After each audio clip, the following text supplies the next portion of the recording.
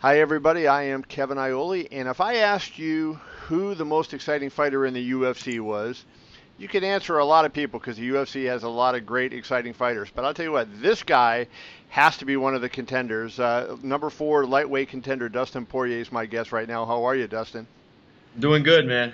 I appreciate you coming on. I was looking at your record, and if it were not for that UFC 211 no contest, I think you would have 4 fight of the nights going on here because you've won the last 3 that you finished the fights, and the one with Alvarez was well on its way to becoming fight of the night.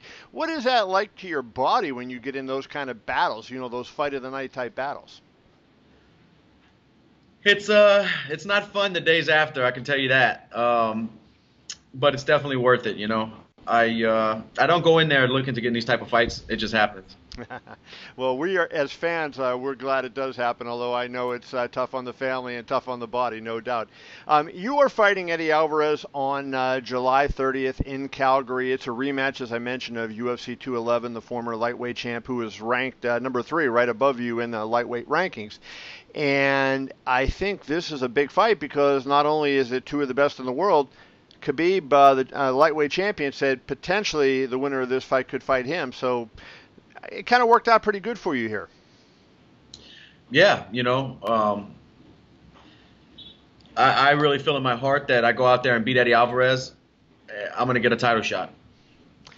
You had him all but beaten. I think one of the things that makes Eddie Alvarez the great fighter that he is he has such great resiliency. You hit him with the left hand that sent him back into the cage, and you had him reeling around the cage. I think the vast majority of fighters you would have probably finished at that point. Let's start right there. Do you agree with that? Do you think that somebody other than Eddie Alvarez, you would have gotten them out of there at that point? I do. Eddie's a very tough guy, and I think he's the most dangerous when he's hurt. When he's put into those positions, that's where he thrives. And but we knew that going into that fight, Were you surprised at all your ability? You were landing the jab often, but that straight left hand was really working for you. Did it surprise you how cleanly and how easily you were able to hit him? Yes, it actually did. I felt like I could have jabbed him at any moment and it would have landed. His head movement, he kept dipping, but he wasn't moving side to side or slipping that well.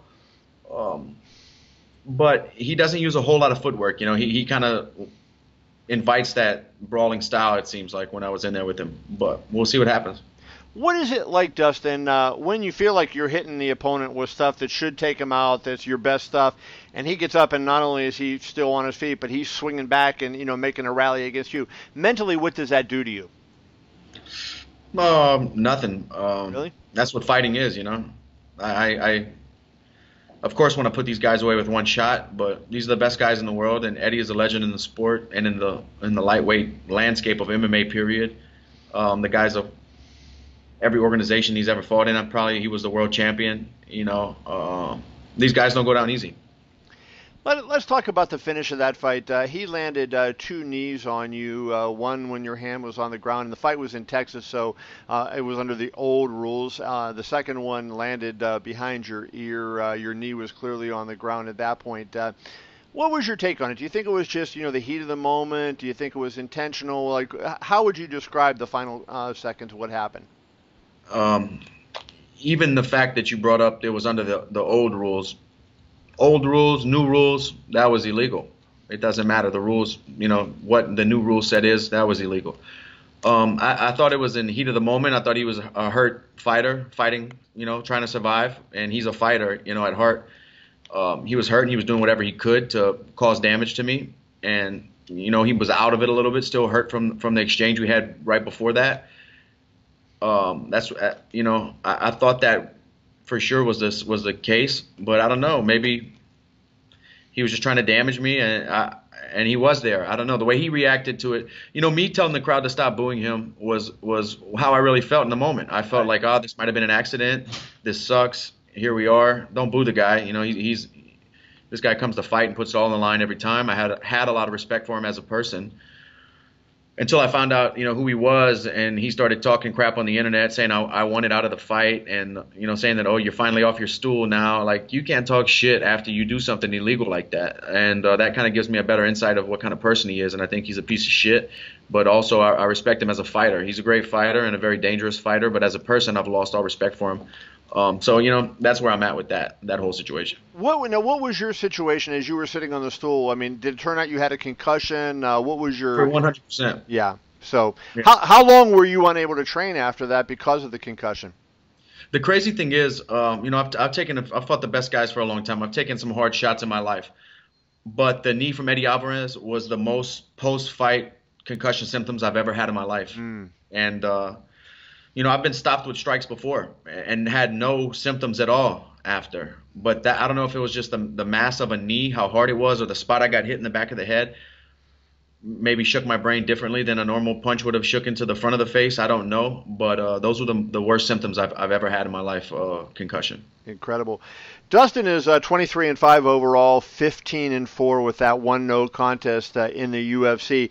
And since the fight with Eddie Alvarez, he's gone on to beat Justin Gaethje, the Human Highlight film. When I asked at the beginning if you're not the most exciting fighter in the world, Gaethje might be. So, or Eddie Alvarez. So you seem to get in with all those guys, and Anthony Pettis. So you've been on a pretty good roll. Your confidence, I know, is very high.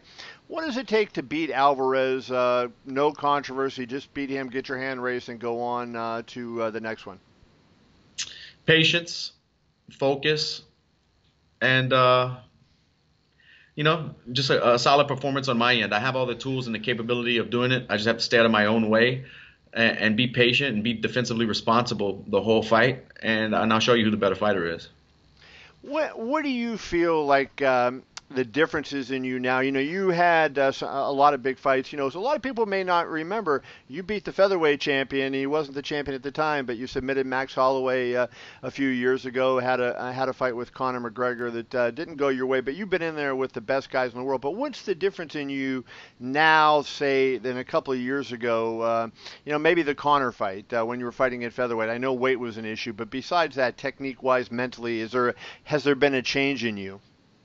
I'm just more patient. I'm a father now. I'm taking my knots and learned hard through this sport of mixed martial arts. I was a kid when I came into Zuffa. I was 21 maybe. I had 6 pro fights. Now here I am going on my 30th pro fight. All of them been in, against high level competition. I've just learned through this whole process and got better. Refined my skills, learned from my mistakes, learned from my victories, and that's who I am now.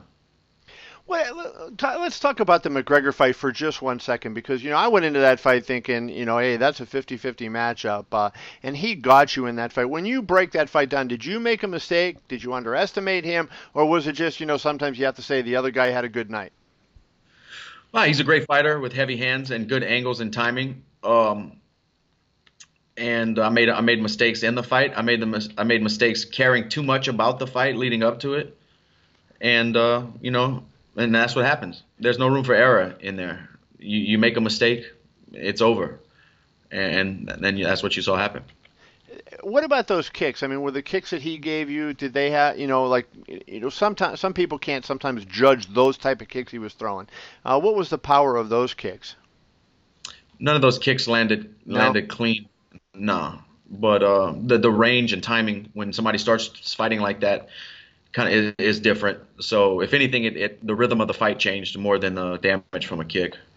Do you, Dustin, feel like there's a chance to get that one back? I mean, obviously a rematch with Conor would be a big money fight for you, and I'm sure you would want that. Realistically, if you get past this one, do you think you have to win the title to get Conor back in the cage, or do you think there's a chance that you could see him, at some other point? No, there's a huge chance that me and him could step back in there again. But, I've said this before, rematches and getting even or getting caught up or, getting a grudge match with one of these guys that I've lost to or had tough fights against isn't my goal. My goal is to be a world champion, and that's what I'm trying to do, and that's what I'm fighting for. Well, it's going to be a great fight on Saturday. I know you got to run, so I want to just keep this quick, but I want to bring this up because I think you deserve credit for this. If anybody goes through your Twitter account, all they see is charities all over the place and different things that you're doing. You're going to be honored on August 25th by the American Cancer Society. You're the Spirit of Hope honoree. You have auctioned your fight gear for charities such as the Second Harvest Food Bank, a deceased Lafayette, Louisiana police officer, Acadia Outreach Center, so many things that you do. Obviously, this is something that's important to you. Talk about why you do these things. What motivates you to spend, you have a baby daughter, a wife, to spend a lot of your free time doing these charitable acts? I'm just trying to help out my people in my local community. That's where most of the charity has been done so far. And, I'm going out there and I'm going to fight regardless, fight my ass off and put it all on the line. And if I can help change some other people's lives besides my family's along the way doing that, I would love to use this platform to bring attention to things that need the attention, or to raise money by selling my fight kits and fight gear, stuff that would be put away in drawers. Of course it means a lot to me, but not as much as helping somebody's family or helping these women with kids like we did the last one. That means so much more. I'm just trying to give my people another reason to smile and celebrate and cheer and enjoy life. If I can touch as many people through the act of me doing this and giving it all and going in there and fighting is going to happen. But if I can help change as many people or touch as many people through this platform that I have been given, and then let's do it. We're doing it anyway. Let's do as much as we can with it. Well, that is a guy who has it all together right there, has things in perspective. Eddie Alvarez, Dustin Poirier going to fight in Calgary on Fox on July 30th. If you want, after the fight, right, you can go on eBay and your stuff is going to be available. People can bid on it. What's the charity going to be for this fight? This one we're doing a back-to-school drive, so we have a goal with the good fight. We're going to try to do 500 backpacks filled with school supplies for the year, and we're also sponsoring a classroom. So we're going to update all new technology, computers, the MacBook Pros, everything that's up to date right now. We're going to update their whole classroom. So I'm excited. I'm really excited about that. And it's a middle school that I went to, and the classroom that we're sponsoring is an alternative program. When I was younger, I got in trouble and had to go through an alternative program to get put back in the right grade. I got expelled in middle school. So actually the teacher who helped me get back on track and played a big role in getting me back in school, we're sponsoring her classroom. So this one means a lot to me. They all mean a lot to me, but this one definitely is special. That's awesome. Well, it's going to be a great fight. So if you want to get some really cool memorabilia and help a great charity, you can bid on eBay after the fight. Dustin, we really appreciate you. Thank you so much. Best of luck in Calgary. Thank you.